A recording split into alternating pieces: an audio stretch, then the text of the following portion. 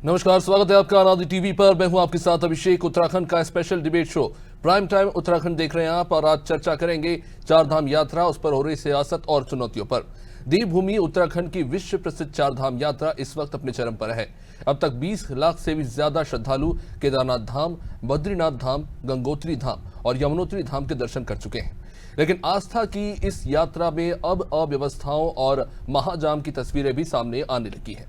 कहीं श्रद्धालु घंटों ट्रैफिक में फंसे होते हैं, तो कहीं शटल वाहनों की छतों तक पर बैठकर लोग यात्रा करने को मजबूर हो जाते हैं। विपक्ष सरकार पर तैयारियों में विफल होने का आरोप लगा रही है, जबकि सरकार इसे रिकॉर्ड श्रद्धालुओं की आस्था बता रही है।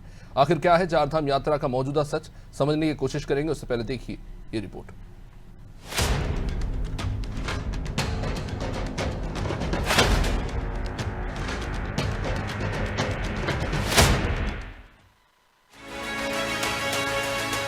अप्रैल से शुरू हुई चारधाम यात्रा में इस बार रिकॉर्ड संख्या में श्रद्धालु पहुंच रहे हैं। मई के मध्य तक ही 18 लाख से ज्यादा यात्री दर्शन कर चुके हैं, लेकिन बढ़ती भीड़ के साथ व्यवस्थाओं पर भी सवाल खड़े होने लगे हैं। सोनप्रयाग से सामने आई तस्वीरों में श्रद्धालु शटल वाहनों की छतों और खिड़कियों पर बैठकर सफर करते नजर आए। महिलाओं, बुजुर्गों और बच्चों को भारी परेशानियों का सामना करना पड़ा।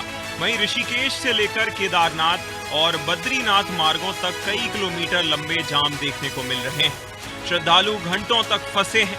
इस बीच 23 मई से हेमकुंड साहिब यात्रा भी शुरू हो चुकी है, जिसके बाद यात्रियों की संख्या और बढ़ गई है। विपक्ष लगातार सरकार पर अव्यवस्था, वीआईपी कल्चर और खराब प्रबंधन के आरोप लगा रहा है। कांग्रेस का आरोप है कि पुलिस और प्रशासन भीड़ के नियंत्रण में पूरी तरह असफल साबित हो रहे हैं। सरकार सिर्फ रिकॉर्ड और प्रचार दिखाने में लगी है, लेकिन जमीनी व्यवस्थाएं पूरी तरह से फेल है।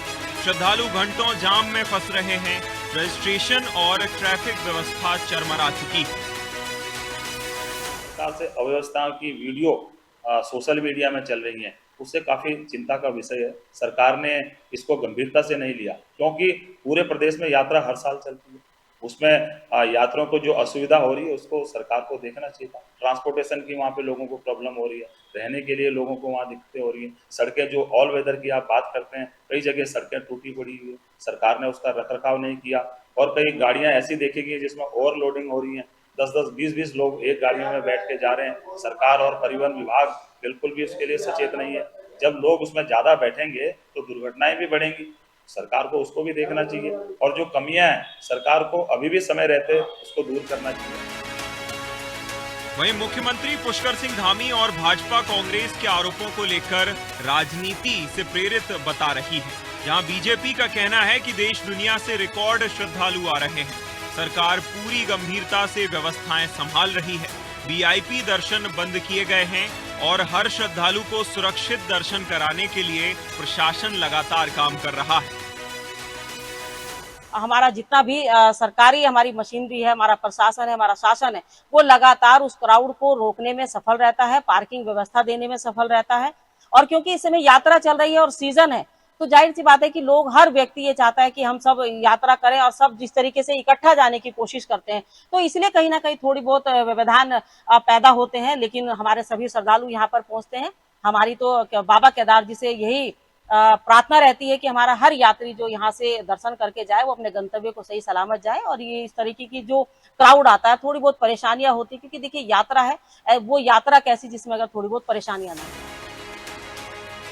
चारधाम यात्रा जो आस्था, विश्वास और सनातन परंपरा का सबसे बड़ा प्रतीक मानी जाती है, अब वही यात्रा राजनीतिक प्रत्यारोप, आरोप का केंद्र बनती जा रही है। एक तरफ सरकार रिकॉर्ड श्रद्धालुओं को अपनी उपलब्धि बता रही है, तो दूसरी तरफ विपक्ष इसे प्रशासनिक विफलता का उदाहरण बता रहा है। लेकिन सबसे बड़ा सवाल यही है, क्या देवभूमि बढ़ती आस्था के दबाव को संभालने के लिए पूरी तरह तैयार है, या श्रद्धालुओं की मुश्किलें आने वाले दिनों में और बढ़ने वाली हैं?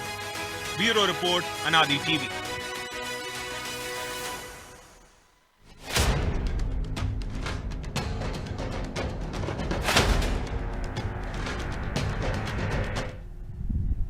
तो एक तरफ लाखों श्रद्धालुओं की भीड़ है, दूसरी तरफ इन भीड़ को संभालने की व्यवस्था पर सवाल। आखिर तैयारियां जब पहले से ही की जा रही थी, तो इस तरह की स्थितियां क्यों बन रही है? क्या सिर्फ इसे मान के छोड़ देना चाहिए कि ऑन सीजन तो ये भीड़ आती ही है? क्या इसको लेकर प्रबंधन किया गया और जमीनी स्तर पर कितना ये काम कर रहा है, समझने की कोशिश करेंगे। हमारे साथ चर्चा में जुड़ रहे बीजेपी से प्रभा बंदुनी, इंदु मान हमारे साथ कांग्रेस से और नीरज कोहली वरिष्ठ पत्रकार हमारे साथ जुड़ चुके हैं। बहुत बहुत स्वागत आप सभी का इस चर्चा माफ कीजिएगा इस चर्चा में जुड़ने के लिए। सबसे पहले प्रभा जी, सीधा सवाल यही है कि महीनों से जो है तैयारी चल रही थी चारधाम यात्रा को लेकर, और क्योंकि हमारे पास सालों साल के आंकड़े हैं, कुछ नई चीज़ें भी आप लेके आए, ऑनलाइन रजिस्ट्रेशन का पूरा आप सिस्टम लेके आए, तो जब आप ये पूरी व्यवस्था लाए थे तो उसमें जाहिर तौर पर इस बात को ध्यान रखा होगा कि लाखों की संख्या में वह एक साथ भीड़ पहुंच जाती है। तो आखिर फिर ऑनलाइन रजिस्ट्रेशन का मतलब क्या रहेगा जब वापस हम वहीं पे आ गए? देखिए अभिषेक जी, मैं ये कहना चाहूंगी कि जो हमारे प्रदेश में चारधाम यात्रा चल रही है वो बिल्कुल सही चल रही है, कहीं कोई ऐसा व्यवधान नहीं है। और देखिए, जहां तक रही भीड़ की बात, तो ये वाला एक सीजन, मैं कहूंगी पीक सीजन ये होता है। इस वक्त बच्चों की भी छुट्टियां पड़ जाती हैं और कहीं ना कहीं श्रद्धालुओं के मन में भी ये चीज आती है कि क्योंकि अगर हम ये देखें कि हमारा जो चारधाम है वहां की जो भौगोलिक परिस्थितियों पर हम ध्यान दें तो वो बहुत मतलब चुनौतीपूर्ण भी रहती हैं।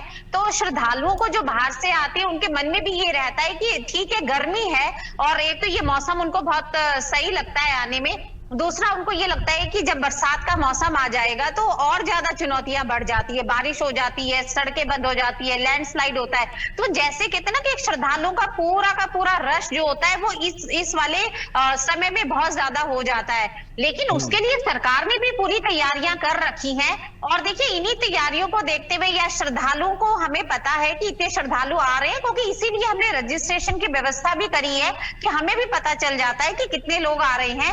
उसके लिए आप ये देख लीजिए, राज्य में एक महीना ही हुआ है, इतनी भारी संख्या में भीड़ वहां पहुंच रही है। आपको ये भी तो देखना होगा कि वहां के जो स्थानीय लोग हैं वो तो परेशान नहीं हो रहे, और वहां क्योंकि जाहिर तौर पर हम जानते हैं कि वहां पे सकरे रोड है, भौगोलिक परिस्थितियां ऐसी है वहां पे कि कहीं ये जो लोग वहां पे इतनी बड़ी संख्या में पहुंच रहे हैं, कहीं वही ना आपदा के शिकार हो जाए। ये भी तो आपकी प्राथमिकता होनी चाहिए। आपने ऑनलाइन सिस्टम रखा, फिर व्यापारियों का दबाव पड़ा तो आपने ऑफलाइन सिस्टम भी शुरू किया, लेकिन अब हो ये रहा है कि वहां पर इतनी भीड़ इकट्ठा हो रही है कि कहीं पर ट्रैफिक जाम हो रहा है, कई वाहनों में ओवरलोडिंग हो रही है, और एसओपी सिर्फ कागजों में रह गए हैं। जमीन पर उसका पालन कराना वहां के अधिकारियों के लिए असंभव हो चला है। देखिए अभिषेक जी, मैं ये तो नहीं कहूंगी कि जो श्रद्धालु आ रहे हैं उससे कहीं कोई परेशानियां हो रही हैं। हाँ, ये है कि समय थोड़ा सा ज्यादा लग जाता है। अगर कोई यहाँ पर श्रद्धालु आए, वो अपना ये समय लेके चलेगी।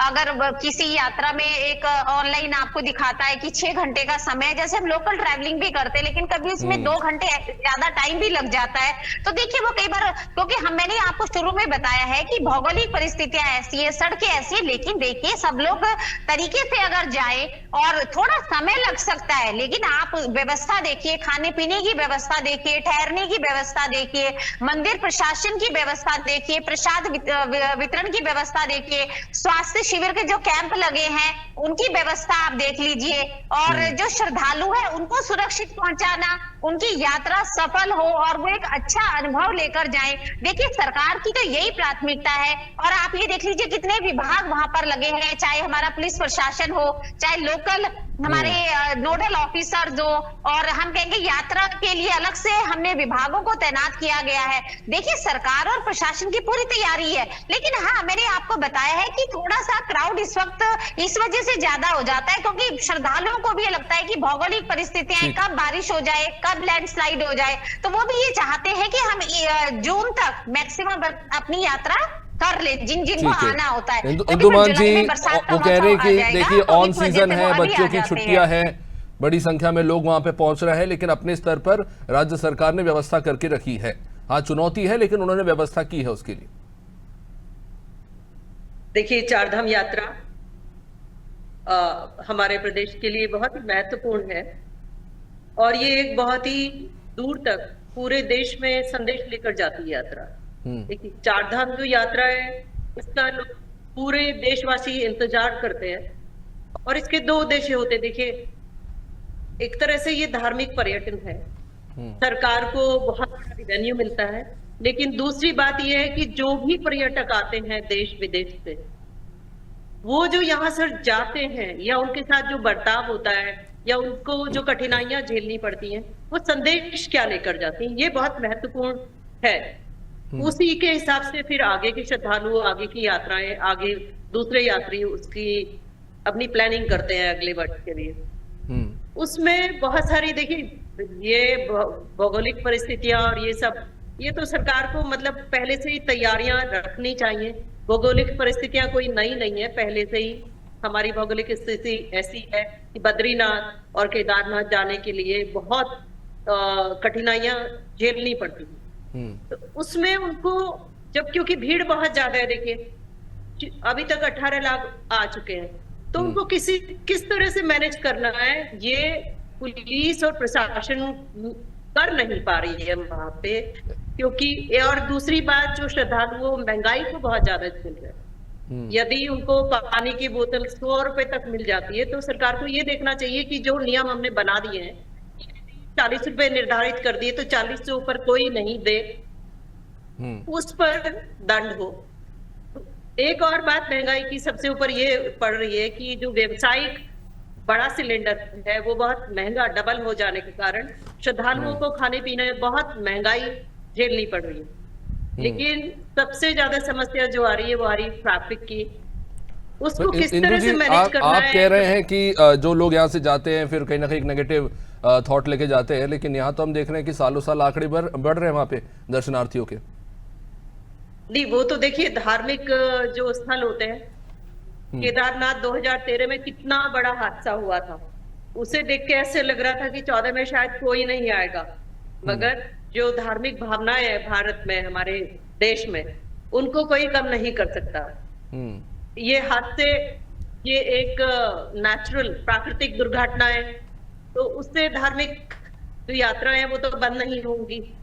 लेकिन परेशानी देखिए सबसे बड़ी तो यही हुई कि पहले ही दिन 2 धार्मिक श्रद्धालुओं की मृत्यु हो जाती, पहले ही दिन। तो क्या मैसेज उस बात का जाता है, किस तरह की तैयारी सरकार की थी कि पहले ही दिन यमुनोत्री में 2 श्रद्धालुओं की जब मृत्यु हो जाती है, हालांकि उसके बाद थोड़ा एक बार आप फिर से, क्योंकि हेमकुंड साहिब के भी यात्रा खुल गई है, तो अब डबल वहां पे लोग हो गए हैं, अब सिख लोगों की भी यात्राएं ऊपर जा रही हैं। तो उसमें श्रद्धालुओं को रास्ते में देखिए जो परेशानी है, उसमें पुलिस या प्रशासन पूरी तरह से मैनेज नहीं कर पा रहा है। इस तरह की खबरें हम देख रहे हैं न्यूज में। ये बेहद महत्वपूर्ण है। नीरज जी, पहले तो टेक्नोलॉजी भी उतनी अच्छी नहीं थी, अब तो टेक्नोलॉजी और अच्छी हो गई है, रोड कनेक्टिविटीज भी और बेहतर हो गई है। उत्तराखंड दिल्ली की अगर बात करें, अभी जो एक्सप्रेसवे का उद्घाटन हुआ, तो ऐसा क्या हो रहा है? क्योंकि कहीं ना कहीं ऐसा लगता है कि एक बड़ी संख्या में बहुत तेजी से लोग देहरादून उत्तराखंड पहुंच जाते हैं और उसके बाद वहां से जो सकरे रास्ते वहां पर उलझते हुए नजर आते हैं। सरकार शुरुआत में फरवरी में बात कर रही थी कि हम AI मॉनिटरिंग करेंगे, ट्रैफिक को मैनेज करने के लिए, पार्किंग के लिए अलग अलग ब्लॉक्स बनाएंगे, तो ये तमाम बातें की जरूर जाती हैं। और अब तो अंदाजा भी लग गया है, आप ऑनलाइन आप रजिस्ट्रेशन करा रहे हैं तो आपको पता होता है कि आंकड़े कितने हैं, किस समय लोग वहां पे आने वाले हैं। उन सब के बावजूद ये जो मिसमैनेजमेंट हो रहा है, उसके पीछे क्या कारण है? क्या मान लिया जाए, जैसे कि बीजेपी कह रही है कि देखिए ऑन सीजन है तो बड़ी संख्या में लोग एक साथ पहुंच जाते हैं, सबको एक साथ दर्शन करना होता है, क्या सिर्फ इसी को कारण मान के छोड़ देना चाहिए?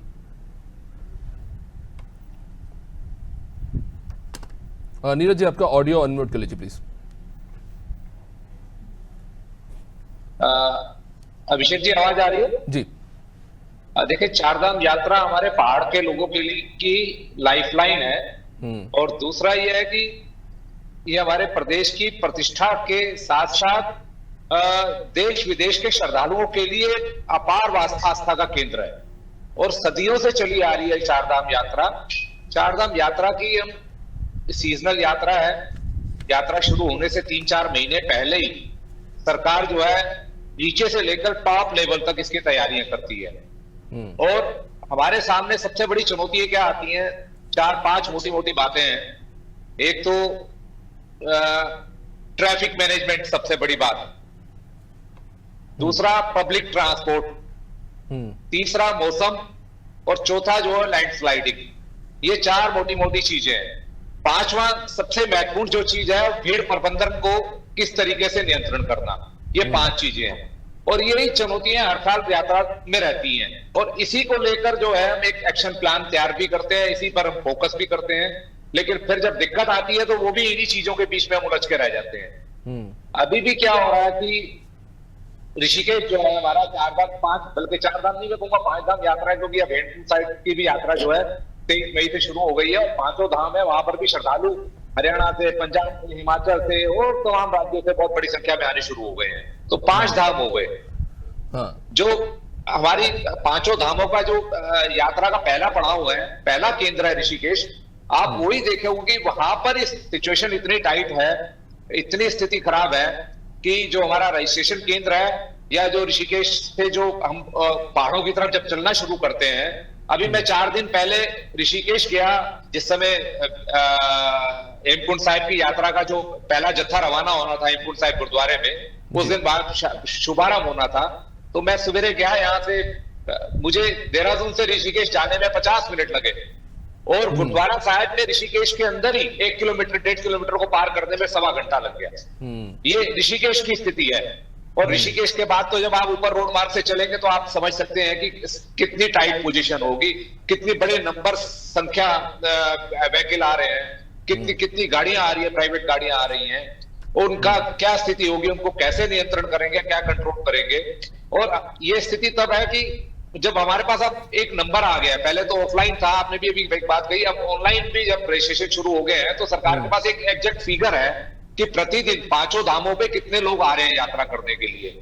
लेकिन क्या मैं क्या महसूस कर रहा हूं कि एक तो श्रद्धालुओं की संख्या के अनुरूप में हम पब्लिक ट्रांसपोर्ट का इंतजाम नहीं कर पा रहे। अभी आपने विजुअल दिखाए सोनप्रयाग वाले, सोनप्रयाग पे आपने देखा कि किस तरह के जो टैक्सीज हैं, जो प्राइवेट गाड़ियां जो श्रद्धालुओं को लेके जाती हैं, वो अपनी कैरिंग कैपेसिटी से कितने ज्यादा लोग जो है उस टैक्सियों में चढ़ रहे हैं, कितने लोग लटक रहे हैं, अपनी जान को जोखिम में डाल के पहाड़ी मार्गों पर किस तरीके से यात्रा कर रहे हैं।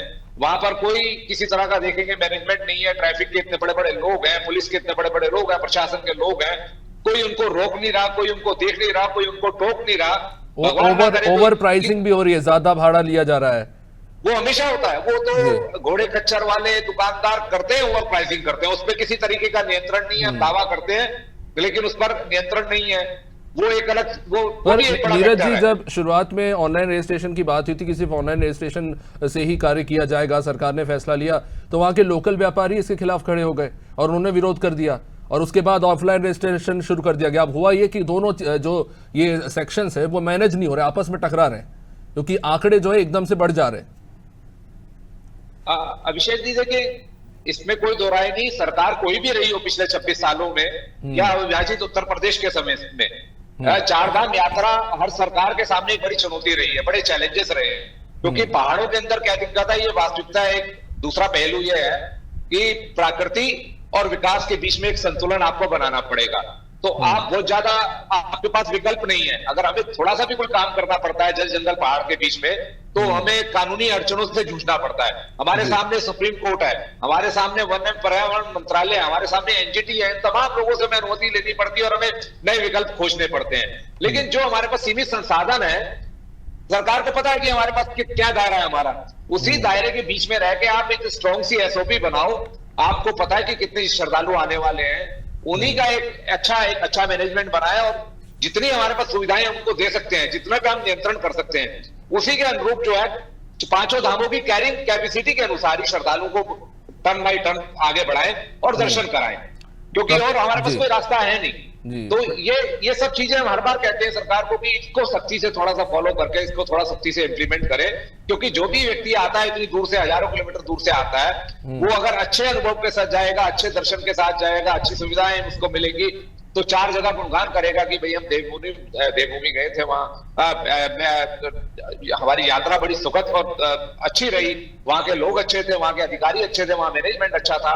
ये सारी की सारी चीजें बड़ी महत्वपूर्ण है, ये बहुत मायने रखती हैं। तो थोड़ी ये जो चीजें थोड़ी अव्यवस्थित हैं, इन चीजों को थोड़ा सा, मतलब जहां कमी आ रही है सरकार को मालूम है, बस उसको हमें थोड़ा नियंत्रण करना, कंट्रोल करना उसको तरीके से। प्रभा जी, इससे पहले बात हो रही थी कि इस बार ऐसी व्यवस्था रहेगी कि जो मौतों के आंकड़े हैं उन्हें कम किया जाए, इसके प्रयास होंगे, लेकिन अभी 1 ही महीना हुआ, अभी तो 5 महीने बचे हैं, अभी तक 55 से ज़्यादा मौतें हो चुकी है। देखिए, इस बात से इनकार नहीं किया जा सकता, हाई ऑल्टीट्यूड और लो ऑक्सीजन प्रेशर में बुजुर्गों की, खासतौर से जो हार्ट पेशेंट होते हैं, उनकी मौत होती है। लेकिन सवाल ये भी है कि भीड़ नियंत्रण किस तरह से करना, उसको लेकर आपने पहले जो बातें कही वो ज़मीन पर उतरती उतनी नजर नहीं आ रही, और अभी तो अर्धकुंभ है आपके सामने, वो एक और बड़ी चुनौती है। फिर देखिए अभिषेक जी, चुनौती तो देखिए हर काम में चुनौती होती है, लेकिन ऐसा नहीं है। इससे पहले भी अर्ध कुंभ और कुंभ यहाँ पर हुए, हरिद्वार में बहुत अच्छे तरीके से हुए। इवन हमने तो कोरोना काल में भी देखा है, कोरोना काल में हरिद्वार में अर्ध कुंभ हुआ था और ऐसी कृपा रही कि ऐसी कोई घटना नहीं भी, तब भी बाहर से लोग आए, आने वाले श्रद्धालु तब भी आए और उन्होंने स्नान वहां पर किया। अखाड़ों के जैसे स्नान होते थे, वो भी उस कोरोना काल में जब ये कहा जा रहा था कि लोग घरों से बाहर ना निकले, लेकिन आने वाले लोग आए। तो देखिए प्रशासन और सरकार का काम है कि सचेत करना कि अगर आप केदारनाथ जी की यात्रा पर जा रहे हैं तो हमें पता है ऑक्सीजन की कमी है। तो कई हमने पेशेंट ऐसे भी देखे हैं कि ओल्ड एज में होते हैं, कई क्रोनिक डिजीजेस से वो जूझ रहे होते हैं, वो अपनी दवाइयां लाना भूल जाते हैं। तो देखिए मैंने आपको बताया है डॉक्टर की स्पेशलिटी वहां पर है, लेकिन कई बार क्या होता है कोई पेशेंट है, उसकी कोई पर्टिकुलर दवाई चल रही है, वो लेकर साथ में नहीं आए और कोई घटना उनके साथ घटित हो जाती है, तो उसके लिए हम डायरेक्टली ये नहीं कह सकते कि वहां पर इंतजाम नहीं है, इंतजाम है। लेकिन देखिए जो किसी कहा जाता है कि आपको किन किन चीजों को साथ लेकर आना है, चाहे वो दवाइयां हो, इमरजेंसी आपकी सुविधाएं हो, इमरजेंसी में जो भी चीजें खाने पीने की चीजों तक के लिए कहा जाता है, ताकि कोई आपको वहां पर परेशानी ना, क्योंकि देखिए लंबी यात्रा समय थोड़ा सीमित है, मैं इस पे जवाब चाहूंगा। इंदुमान जी 26 सालों से यात्राएं हो रही वहां पे, आपकी सरकार में भी चारधाम यात्रा में ऐसी स्थिति ऑन सीजन देखने को मिलती थी। आप आरोप तो लगा रहे, लेकिन सच तो ये है कि आपकी सरकार में भी जो है उतने व्यवहारिक प्रयास देखने को नहीं मिले। ये चुनौती हर सीजन में देखने को मिलती है। देखिए वर्तमान में पहले तो बात यह है कि 10 साल से इनकी सरकार है और अब जो टेक्नोलॉजी है बहुत ही ज्यादा मॉडर्न है और तब में और अब में टेक्नोलॉजी में अंतर है और उस समय इतनी घटनाएं सुनने को नहीं मिलती थी जितनी अब मिल रही है, क्योंकि जो केदारनाथ वाली आपदा बहुत बड़ी आपदा थी, वो कांग्रेस के समय में ही हुई थी 2013 में। तो उसको सभी जानते हैं कि उसको कितनी अच्छी तरह से मैनेज किया गया। बिल्कुल भी अभिषेक जी, कहाँ मैनेज किया गया था, कहाँ मैनेज किया गया था, आप मुझे बताइए। राशन तक वहां तक नहीं पहुंचाया गया था। लेकिन नीरज जी ने जो 5 मोटी बातें कही, आप इंदु जी, नीरज जी ने जो 5 मोटी बातें कही, एक लॉजिस्टिकल समस्या है, जगह की समस्या है, भारी भीड़ है, तो इनसे तो आप इनकार नहीं करेंगे कि ये एक चुनौती बनती है। और ठीक है टेक्नोलॉजी आ गई, लेकिन रास्ते वैसे ही हैं, वैसे ही दुर्गम रास्ते, वो तो बदल नहीं सकते, वो प्राकृतिक है। वही मैं कह रही हूँ कि मान लिया कुछ नहीं हुआ 2017 तक, उतनी तैयारी नहीं हुई जैसे कि हमारी प्रभा जी बोल रही हैं, भारतीय जनता पार्टी की प्रवक्ता। तो अभी तो काफी लंबा समय आपको मिल चुका है। हालांकि ऐसा नहीं है, 2017 में और 16 में हरीश रावत जी का जब वहां पे दौरा हुआ था, सारी वहां पे जितनी भी परेशानियां हुई थी सड़कों का और सब, केंद्र से भी बहुत